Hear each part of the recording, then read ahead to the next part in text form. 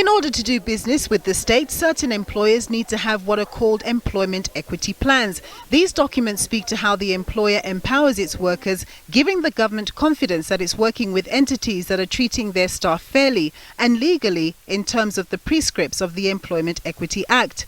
Melissa Cogger, partner at law firm Bowmans, explains the implications on employers. There are implications for businesses that want to do business with the state. It applies to both designated and non-designated employers. So your non-designated employers are going to be those that have less than 50 employees in their workforce.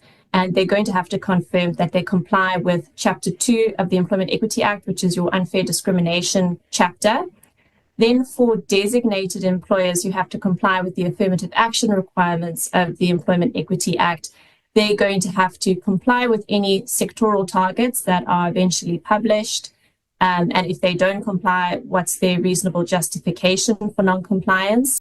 Employers will be bound to prove that they submitted their new employment equity report and also show that they have no adverse findings against them in terms of unfair discrimination from the CCMA in the past 12 months. They also have to show that they have complied with the national minimum wage. The Amendment Act will also empower the Minister of Employment and Labour to finalise sectorial targets where specific goals are determined for given sectors.